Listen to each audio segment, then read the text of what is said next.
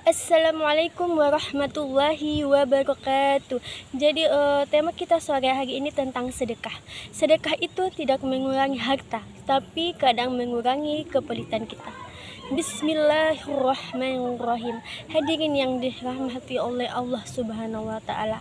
Kadang kita ini lucu, kita ingin rezeki banyak, ingin hidup lapang, ingin dompet tebal, tapi sedekah 1.000 saja masih mikir 3 kali. Ada yang kalau dengar kotak amal lewat langsung pura-pura sibuk cari sesuatu di tas.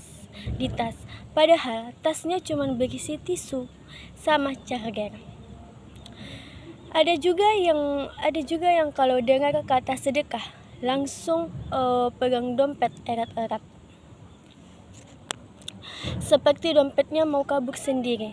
Padahal Allah itu sudah jelas menjanjikan bahwa bersedekah itu tidak akan membuat kita miskin. Bahkan Rasulullah Shallallahu Alaihi Wasallam bersabda,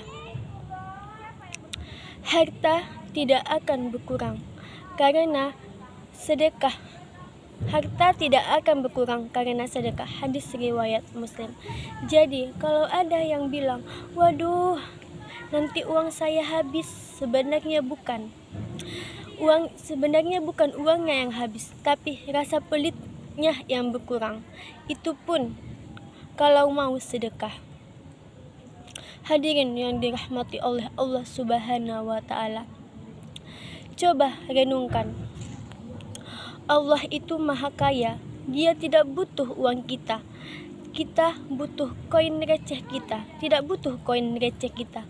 Apalagi tidak butuh uang 5.000 yang kita lipat-lipat biar kelihatan seperti 100.000.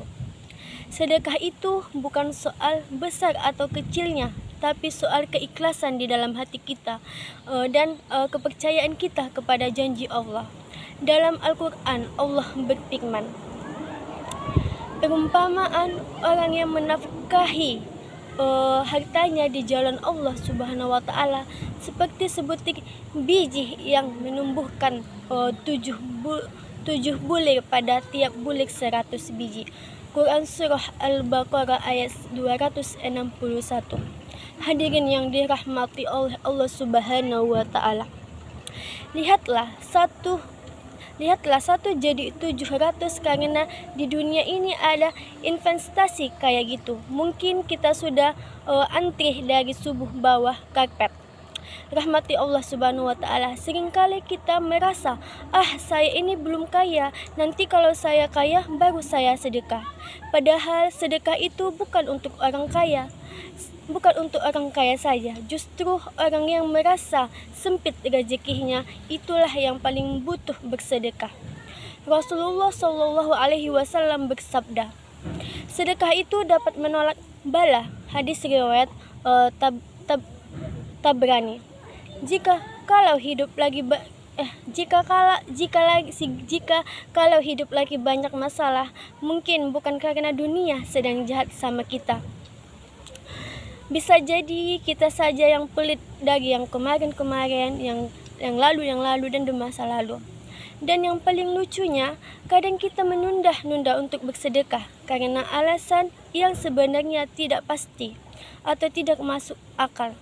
Ada yang bilang, tunggu gajian, tunggu nanti, tunggu itu. Setelah gajian bilang, tunggu tanggal tua, tunggu tanggal muda, tunggu gajian lagi. Padahal bisa jadi sedekahnya mutar-mutar di angan-angan saja. Tidak pernah keluar dari dompet. Itulah pentingnya kita untuk bersedekah.